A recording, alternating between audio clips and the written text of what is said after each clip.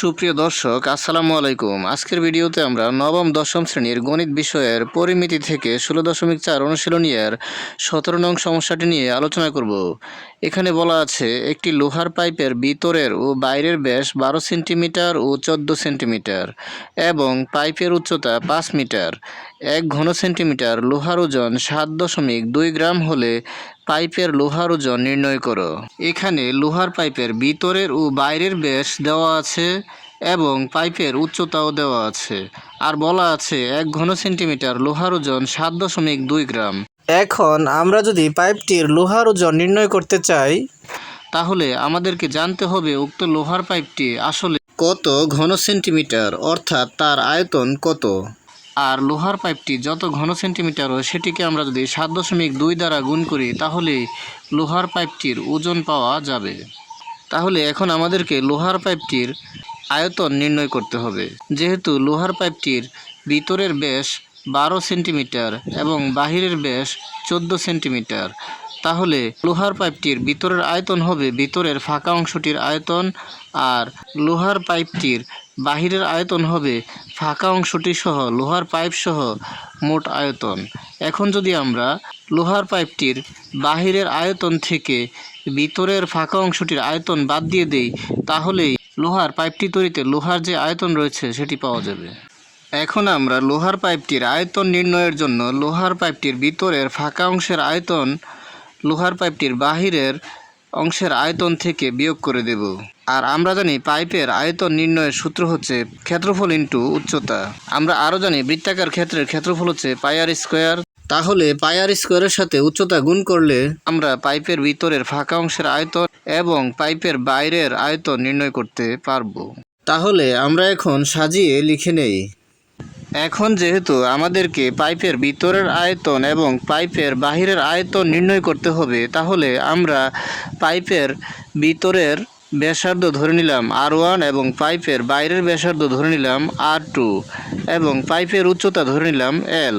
তাহলে আমরা লিখতে পারি দেওয়া আছে R1 সমান 12/2, অর্থাৎ 12 হচ্ছে ভিতরের ব্যাস, আর ব্যাসকে আমরা যদি 2 দ্বারা ভাগ করি তাহলে ব্যাসার্ধ পাওয়া যাবে।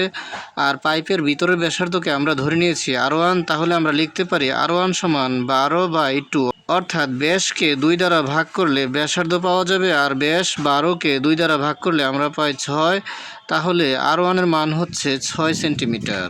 তারপর R2 সমান পাইপের বাইরের ব্যাস 14 সেন্টিমিটার, তাহলে R2 সমান 14/2, অর্থাৎ 14কে 2 দ্বারা ভাগ করলে হবে 7, আর 7 সেন্টিমিটার হচ্ছে পাইপের বাইরের ব্যাসার্ধ। এবং প্রশ্নে দেওয়া আছে পাইপের উচ্চতা 5 মিটার, তাহলে আমরা লিখতে পারি এবং L সমান 5 মিটার, আর 1 মিটার সমান 100 সেন্টিমিটার হলে 5 মিটার হবে 5 গুণ 100 সেন্টিমিটার সমান 500 সেন্টিমিটার। এখন আমরা যদি পাইপের আয়তন নির্ণয় করতে চাই, তাহলে আমরা যদি পাইপের বাহিরের আয়তন থেকে পাইপের ভিতরের ফাঁকা অংশের আয়তন বিয়োগ করে দেই, তাহলে আমরা পাইপের আয়তন পেয়ে যাব, অর্থাৎ পাইপের লোহার আয়তন পেয়ে যাব। যেহেতু পাইপের লোহার আয়তন হবে পাইপের বাহিরের আয়তন থেকে পাইপের ভিতরের ফাঁকা অংশের আয়তনের বিয়োগফল, তাহলে আমরা লিখতে পারি সুতরাং পাইপের লোহার পরিমাণ পাইপের বাহিরের আয়তন পাই R2 স্কোয়ার L, আর পাইপের ভিতরের আয়তন পাই R1 স্কোয়ার L, কেননা পাইপের বাইরের ব্যাসার্ধ R2 এবং পাইপের ভিতরের ব্যাসার্ধ R1। তাহলে হবে পাইপের বাইরের আয়তন পাই R2 স্কোয়ার L মাইনাস পাইপের ভিতরের আয়তন পাই R1 স্কোয়ার L। এখানে উভয় পদেই পাই এবং L কমন রয়েছে, আমরা যদি পাই L কমন নিয়ে নিই তাহলে আমরা পাই L into R2 square minus R1 square. এখানে R2 এর মান 7 এবং R1 এর মান 6, আমরা এখানে R2 এর স্থলে তার মান বসিয়ে দিলাম 7, তাহলে হবে 7 স্কোয়ার, এবং R1 এর স্থলে তার মান বসিয়ে দিলাম 6, তাহলে হবে 6 স্কোয়ার। 7 স্কোয়ার অর্থাৎ 7 গুণ 7, 7 7 49, 6 স্কোয়ার অর্থাৎ 6 6 36, 49 থেকে আমরা যদি 36 বিয়োগ করি তাহলে আমরা পাই 13, অর্থাৎ পাই L ইন্টু 13।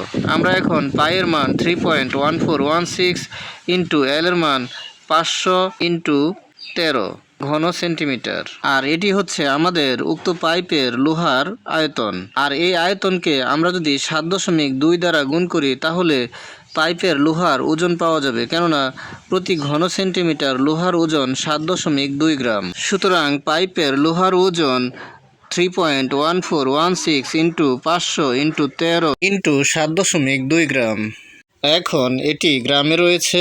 আমরা জানি 1000 গ্রামে 1 কিলোগ্রাম বা 1 কেজি। আমরা যদি উক্ত সংখ্যাটিকে 1000 দ্বারা ভাগ করি তাহলে এর পরিমাণ হবে কিলোগ্রাম বা কেজি। তাহলে আমরা 1000 দ্বারা ভাগ করে দিলাম আর ভাগ করে পাই 147.027 কিলোগ্রাম, প্রায় অ্যান্সার। আজকের মতো এ পর্যন্ত। এই ভিডিওটি ভালো লাগলে লাইক, কমেন্ট ও শেয়ার করে দিবেন এবং চ্যানেলটি সাবস্ক্রাইব করে পাশে থাকার অনুরোধ জানিয়ে সকলের সুস্বাস্থ্য কামনা করে এখানেই শেষ করছি। আসসালামু আলাইকুম।